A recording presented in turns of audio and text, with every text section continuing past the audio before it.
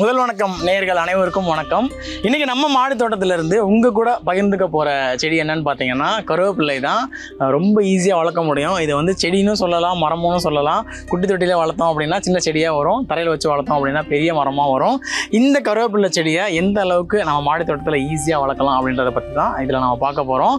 கருவேப்பிள்ளை தானே, நம்ம கத்திரிக்காய் தக்காளி வாங்கும்போது குசுராகவே கொடுத்துருவாங்க, அது எதுக்கு நான் கஷ்டப்பட்டு வளர்க்கணும் அப்படின்ட்டுலாம் நினைக்க வேண்டாம். ஏன்னா நம்ம வெளியிலேருந்து வாங்கும்போது பார்த்தீங்கன்னா எவ்வளோ மருந்து அடித்து அதை விளைய வைக்கிறாங்க. ஏன்னா கருவேப்பிலை வந்து ஒரு செடியிலேருந்து வளர்ந்துட்டே இருக்கணும்னா அதுக்கேற்ற மருந்து, அதாவது அந்த பூச்சி எதுவும் தாக்குதல் வராமல் வியாபார ரீதியாக பண்ணும்போது பார்த்தீங்க அப்படின்னா நிறைய பூச்சி மருந்துகள் மேலே யூஸ் பண்ணுறதும் சரி. கருவேப்பிலை பறித்த உடனே நமக்கு மார்க்கெட்டில் வந்து வீட்டுக்கு வந்துட போகிறது கிடையாது. அங்கேருந்து ஒரு 3-4 நாள் ட்ராவல் பண்ணி தான் நமக்கு வீட்டுக்கே வருது. ஸோ அது வரைக்கும் வாடாமல் இருக்கிறதுக்கு அவங்க யூஸ் பண்ணுற மருந்து அந்த மாதிரி நிறையா இருக்குது. ஸோ அப்படி அதெல்லாம் தெரியாது. நம்ம நினச்சிக்கிறது என்னென்னா கருவேப்பிலை தான் கொசுராக கிடச்சிரும், ஃப்ரீயாகவே கிடச்சிரும் அப்படின்ற ஒரு இதுதான். பட் இவ்வளோ பாதிப்பும் வந்து ஃப்யூச்சரில் நீங்கள் ஃபேஸ் பண்ணுற மாதிரி வரும். ஸோ அதுக்கு ரொம்ப சிம்பிளாக நம்ம மாடி தோட்டத்திலேயே கருவேப்பிலை எல்லாம் வச்சு வளர்த்துக்க முடியும். நான் இதுக்கு முன்னாடி எல்லாமே சொல்லியிருந்திருப்பேன், ஸ்பெஷலான பாட்டிங் மிக்ஸ் அதெல்லாம் கேர் பண்ணுறது எல்லாமே. கருவேப்பிலை பொறுத்த வரைக்கும் அந்தளவுக்கு ஸ்பெஷல் கேர் ஒன்றும் கிடையாது. ஸோ அப்படி இல்லாமல் ரொம்ப ஈஸியாக வளர்க்குறதுக்கு என்ன மெத்தட் அப்படின்றத இப்போ அடுத்தது பார்ப்போம். ஈஸியாக வளர்க்கணுன்னா அதுக்கும் மெத்தட் இருக்குது. இப்போ நான் எந்த முறையில் வளர்த்து வச்சுருக்கேன்னு பார்க்கலாம். இதில் கருவேப்பிலை பொறுத்த வரைக்கும் நான் சூஸ் பண்ணியிருக்கிற பாட் சைஸ் பார்த்தீங்கன்னா 50 லிட்டர் ட்ரம்மு சூஸ் பண்ணியிருக்கேன். இதில் கருவேப்பிலை வந்து ரொம்ப லாங் டைமாக இருக்கும், அது ரொம்ப நாள் இருக்கும் மரம் அப்படின்றதால. அதனால் நல்ல லைஃப் வேணும் அப்படின்றதால நான் க்ரோ பேக் சூஸ் பண்ணாமல் இந்த மாதிரி ட்ரம் சூஸ் பண்ணியிருக்கேன். கண்டிப்பாக இந்த மாதிரி ட்ரம்மில் வச்சு வளர்க்கும் போது அப்படி பார்த்தீங்கன்னா ஒரு நல்ல ஈல்டு இருக்கும். என் பக்க கண்ணுகள் வந்து இதில் வந்து நிறையா வரும். அதனால் அதுக்கேற்ற மாதிரி பாட்டாக இருக்கட்டும் சூஸ் பண்ணி வச்சிங்க அப்படின்னா நல்லாயிருக்கும். கொஞ்சம் வளர விட்டீங்க அப்படின்னா அதுலேருந்து விழுற விதை வச்சு சைட்லேருந்து நிறையா கன்று வரும். அதே மாதிரி தரையிலலாம் வைக்கும்போது பார்த்தீங்கன்னா அது வேர் போகிற சைடில் எல்லாருந்துமே கீழே இருந்து செடி முளைக்க ஆரம்பிக்கும். அடுத்ததாக இதுக்கான மண் கலவை பார்த்துடலாம். மண் கலவை பொறுத்த வரைக்கும் நான் ஃபாலோ பண்ணது ஈக்குவல் ரேஷியோலாம் எடுத்திருந்தேன். மண் எந்த அளவுக்கு எடுத்தனோ அதுக்கு ஈக்குவலாக தேங்காய் நார் எடுத்தேன், அதுக்கு ஈக்குவலாக உரம் எடுத்தேன். ஸோ இதுவுமே பார்த்தீங்கன்னா நல்லா உதிரியாக இருக்கும். எனக்கு இனிஷியல் வந்து வைக்கும்போதே ஒரு நல்ல க்ரோத் இருந்தது. அந்த உரங்கள் அப்படின்னு பார்த்தீங்கன்னா 15-20 நாளைக்கு ஒரு வாட்டி மற்ற செடிங்களுக்கு கொடுக்கும்போது மேஜராக இதுக்கு ஃபாலோ பண்ணுறது மாட்டு எரு நல்லா மக்கினதாக கொடுக்கலாம். அப்படி கொடுக்கும்போது பார்த்தீங்கன்னா நல்ல செழிப்பாக கரும்பு பச்சை இருக்கிற கருவேப்பிலையாக நமக்கு கிடைக்கும். அண்ட் சூஸ் பண்ணும்போது நல்லா நாட்டு கருவேப்பிள்ளையா மாடி தோட்டத்தில் வளர்க்குறது சூஸ் பண்ணும்போது நல்லா நாட்டு கருவேப்பிள்ளையாக பார்த்து சூஸ் பண்ணுங்கள். அந்த இலை பொறுத்த வரைக்கும் நல்லா பொடியாக தான் இருக்கும், நல்ல மனமாக இருக்கும். நீங்கள் கிட்ட போயிட்டு உரசும் போதே உங்களுக்கு தெரியும் அந்த கருவேப்பிள்ளை மனம். நம்ம நார்மலாக கடையில் வாங்கணும் அப்படின்னா கொஞ்சம் எடுத்து கசக்கி பார்த்தா தெரியும். பட் மாடியில் நம்ம ஃப்ரெஷ்ஷாக வளர்க்கும் போது அந்த ஒரு ஃப்ராக்ரன்ஸ் வந்து நீங்கள் ஃபீல் பண்ணலாம். மேலே பூச்சின்னு பார்த்தீங்கன்னா இலை சுருட்டு புழு வரும் இதில் அடிக்கடி. அப்புறம் பட்டர்ஃப்ளையோட லார்வாஸ் அதுங்க வந்து இந்த கருவேப்பிள்ளையில் வந்து முட்டை வச்சு அது சுருளும். அதுதான் மேஜராக. மற்றபடி இதுக்கு பூச்சி தாக்குதல் அந்த ஒன்றும் அந்த அளவுக்கு இருக்காது. அதுக்கேற்ற மாதிரி பனிக்காலங்களில் வந்து இலை மேலே வந்து வெண்புள்ளிகள் வரும் அதில். ஸோ அது பனிக்காலத்தில் மட்டும்தான் வரும். பனி முடியும் போது அந்த கிளையெல்லாம் உடச்சி விட்டீங்க அப்படின்னாலே அதுக்கேற்ற மாதிரி நல்லா செழிப்பாக வளர ஆரம்பிச்சிடும். அண்ட் பழமொழியும் இருக்குது, புள்ளையை அடித்து வளர்க்கணும், கருவேப்பிள்ளையை உடச்சி வளர்க்கணும் அந்த மாதிரி. ஸோ கருவேப்பிள்ளையை வந்து உடச்சி விட்டு தான் வளர்க்கணும். உடச்சி விட்டு வளர்க்க தான் நல்ல க்ரோத் இருக்கும்.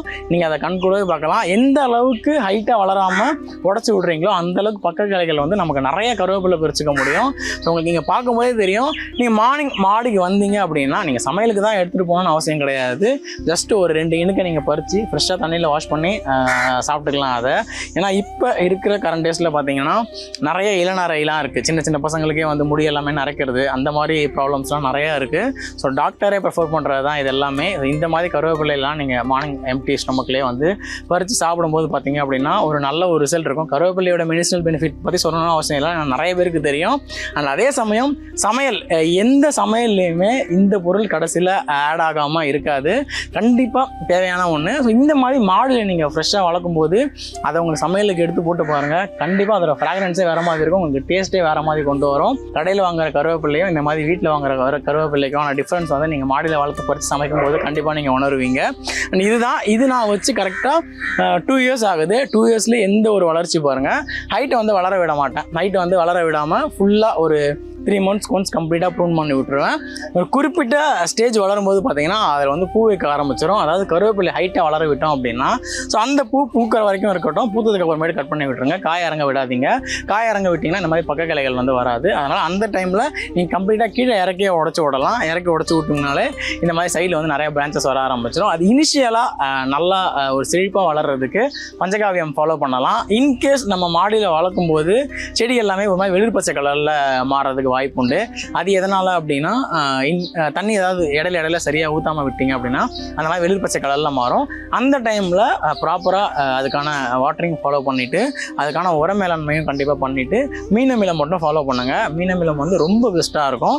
ஸோ அந்த மீன் அமிலம் வந்து நம்ம வீட்லேயுமே ரெடி பண்ணிக்க முடியும். வெளியில் வாங்கணும்னு அவசியம் கிடையாது. மீனுடைய வேஸ்ட்டையும் நாட்டு சர்க்கரையை வச்சும் ஒரு 30 நாள் நல்லா ஈக்குவல் ரேஷியோவில் எடுத்து அதை ஒதுக்கி வச்சு அதை வந்து ஒரு லிக்விடாக உங்களுக்கு ஒரு 30 நாள்லேயே வந்து நல்லா ஒரு பஞ்சாமிர்தம் அந்த கன்சிஸ்டன்சிக்கு வந்துடும். ஸ்மெல்லுமே சுத்தமாக போயிடும். அதை வந்து நீங்கள் எடுத்து தண்ணியில் டைல்யூட் பண்ணிவிட்டு ஸ்ப்ரே பண்ணும்போது பார்த்தீங்க அப்படின்னா நல்ல ஒரு ரிசல்ட் இருக்கும். கருவேப்பிலைக்கு மட்டும் கிடையாது, வேறு எல்லா செடிக்குமே நீங்கள் ஃபாலோ பண்ணலாம். அதை அடித்து உங்களுக்கு ஒரு 2-3 நாள்லேயே வந்து நல்ல ரிசல்ட் பார்க்க முடியும். ஸோ அந்த லிக்விட் ஃபெர்டிலைசர் வந்து நீங்கள் கருவேப்பிலைக்கு ஃபாலோ பண்ணிக்கலாம். ஏன்னா கருவேப்பிலைக்கு நம்ம மேஜராக எதுவும் ஃபாலோ பண்ண போகிறது கிடையாது. ஸோ அந்த மாதிரி பஞ்சகாவியம் மீன் அமிலம் மட்டும் ரெகுலராக ஃபாலோ பண்ணிங்க அப்படின்னாலே போதும். கண்டிப்பாக ஒரு 4-5 வருஷத்துலேயே ஒரு நல்ல ஒரு பெரிய மரமே வந்துடும். நீங்கள் சூஸ் பண்ணுறது இதை விட பெருசாகவும் சூஸ் பண்ணலாம். உங்களுக்கு மரம் பெருசாக வேணும் அப்படின்னா இதை விட சின்னதாகவும் சூஸ் பண்ணலாம். உங்களுக்கு குட்டி செடியாக போதும். 2 பேர் இருந்தீங்க, டெய்லியும் உங்களுக்கு தேவையான கருவேப்பிலைனா ஒரு 15x15 சைஸ் க்ரோ பேக்லேயே உங்களுக்கு தேவையான கருவேப்பிலை போக நீங்கள் எக்ஸ்ட்ராவே கருவேப்பிலை பொடி பண்ணுறதுக்கு அந்த மாதிரியுமே எடுத்துக்க முடியும். அண்ட் கருவேப்பிலை வந்து வெறும் கருவேப்பிலை தானே கொசு கிடச்சிருங்க அப்படின்னு நினைக்க வேணாம். கண்டிப்பாக அதை வந்து ரொம்ப சிம்பிள் அண்ட் ஈஸியாக வளர்க்க முடியும். நீங்கள் வெறும் தோட்டத்து மண்ணில் கூட வச்சு ட்ரை பண்ணி பாருங்கள். உங்கள் மண்ணுக்கு செட் ஆகி நல்லா வந்துருச்சு அப்படின்னா அதிலே இருக்கட்டும். அப்படி இல்லைன்னா நீங்கள் இந்த மாதிரி ஒரு மண் கலவை வந்து ரெடி பண்ணி வைக்கிற மாதிரி இருக்கும். ஸோ நம்மக்கிட்ட இருக்கிற கருவேப்பிலை பார்த்தீங்கன்னா இந்த மாதிரி பொடி இலையாக இருக்கிறது தான். பட் வாசனை வந்து அல்டிமேட்டாக இருக்கும். பட் இந்த மாதிரி கருவேப்பிலை நீங்கள் வாங்கி வைக்கும்போது சூஸ் பண்ணுங்கள். இதில் பார்த்தீங்கன்னா எந்த ஒரு ரசாயனமும் கலக்கலை, எந்த ஒரு கெமிக்கலும் மேலே ஸ்ப்ரே பண்ணலை. ஒரு ஆர்கானிக் கருவேப்பிலை தான் இது. நம்ம எந்த ஒரு பயமே இல்லாமல் நம்ம சமையலுக்கு போட்டு யூஸ் பண்ணிக்கலாம். அதே சமயம் நம்ம எந்த ஒரு பயமே இல்லாமல் ஃப்ரெஷ்ஷாக பறிச்சும் சாப்பிடலாம். அப்படி சாப்பிடும்போது இந்த கருவேப்பிலையிலேருந்து நமக்கு கிடைக்கிற எல்லா நியூட்ரியண்ட்டுமே கிடைக்கும்.